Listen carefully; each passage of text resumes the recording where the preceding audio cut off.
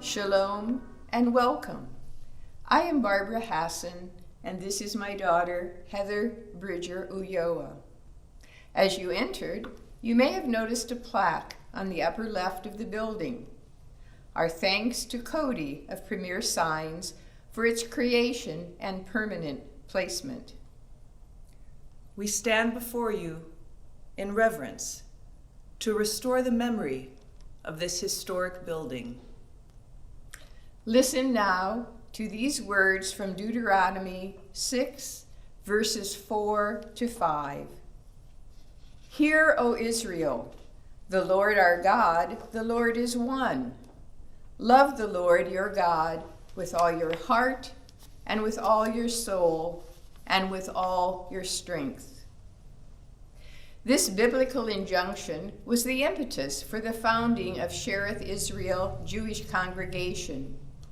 Shearith, or Shearith Israel, as it was also known, means remnant of Israel. The word synagogue means house of gathering, thus a focal point for worship, prayer, spiritual guidance, and instruction. It may also be referred to as a shul, a Yiddish word related to school. Shul, then, was a place where Torah is read and studied. The earliest Jewish community members arrived in Goshen in the 1850s, coming mostly from Prussia and Eastern Europe. By 1878, 125 Jewish people resided here. Now, initially, congregation members would gather in other members' homes. As the number of families grew, enough money was raised to purchase a building for worship. In 1876, the former Baptist church located on the northwest corner of Washington and 6th Street was purchased. On September 14, 1877, Nathan Kaminsky, Samuel Myers, and Myers Dembowski signed the deed to purchase land at 520 South 3rd Street. The price, $250. Having already purchased the building, the next task would be to move it from 6th Street to 3rd Street. There would have been two options available: dismantling and rebuilding on the 3rd Street site, or moving it by lifting the building onto large wooden rollers and pulling it with draft horses. As the building would advance, workers would remove the roller at the back and bring it around to the front. Unfortunately, our research has not identified which method was used. No records exist that we could find. The congregation held regular worship services beginning September 3, 1878. A Sabbath school was established in 1879. Services were held at 7 a.m. and 7 p.m. every Saturday. In July of 1899, the building underwent an extensive renovation. Goshen contractor George Michael was awarded the contract. South Bend architect Parker Austin drew up the plans. The original synagogue had only stove heat and benches on which to sit upon. A small room inside was used for religious instruction for boys. After remodeling, the synagogue had 2 floors, a vestibule, an auditorium, and a gallery.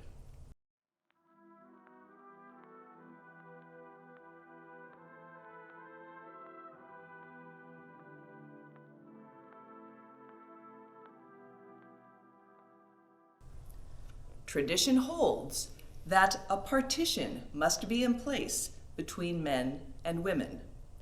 This partition needed to be high enough to prevent men from seeing the women, as it was thought to be a distraction from prayer.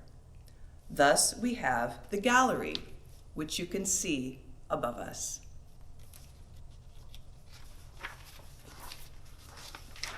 Tradition also dictates that congregants enter from the west and worship facing east.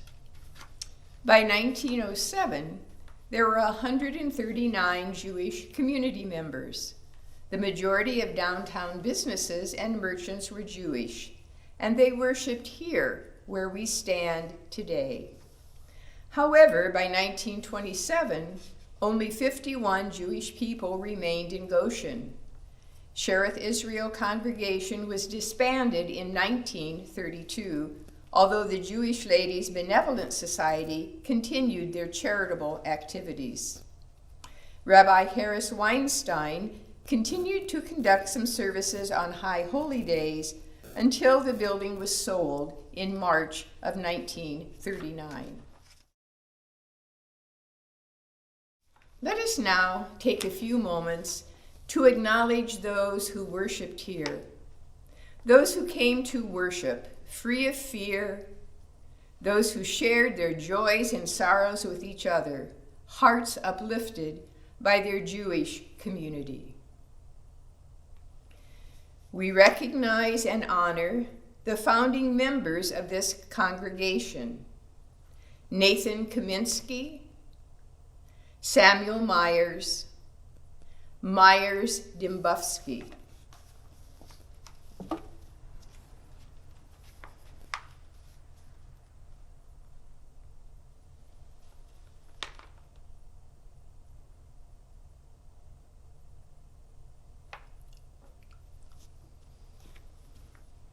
May their memory be a blessing. We recognize and honor the members of the congregation who found within these walls a spiritual home, safe from ridicule, a welcoming space in which they could practice their religion. Harry and Sarah Bernstein, Louis and Minnie Kaminsky, Ray and Solomon Tobias, Daniel and Mary Oppenheim, Aaron, Amelia, Minnie, and Dee Cohen, Isaac and Emma Oppenheim, Samuel Berman, Michael Tobias, Herman, Maud, and Jay Weiner. A few more names. Moses and Jenny Mittenthal, Annie and Louis Ginsberg, Abe, Sarah, and Hattie Katz,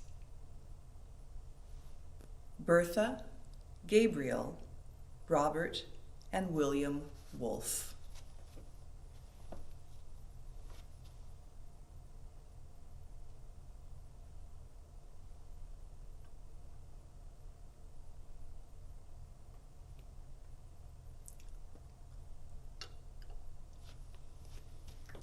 May their memory be a blessing. We recognize and honor their rabbi, Harris Weinstein, who lovingly provided spiritual direction, instruction, and services with compassion and care for his congregation. Rabbi Weinstein was born in 1859 in Lithuania. He came to this congregation in 1881 and served until its closure in 1932. Rabbi Weinstein died in 1943.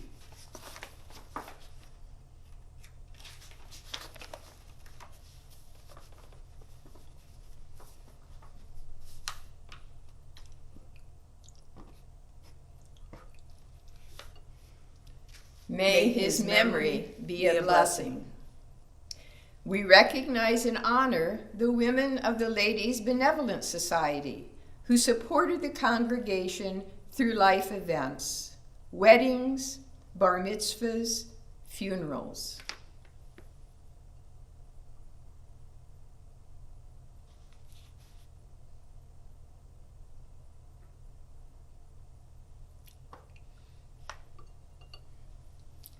May their memory be a blessing.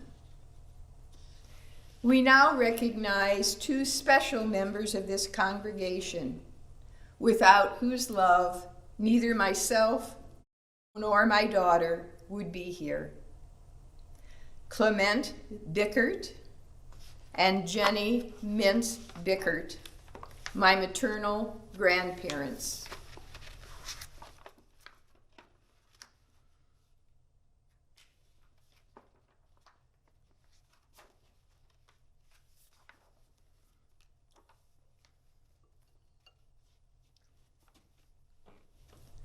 May their memory be a blessing.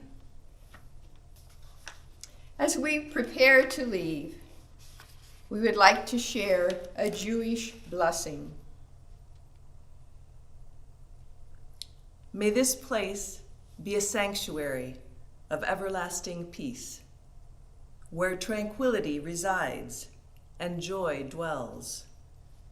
In the refuge of these walls, may the communities it shelters thrive. May they find in this cherished corner of a troubled world the constant, permeating presence of a living God. May it be so.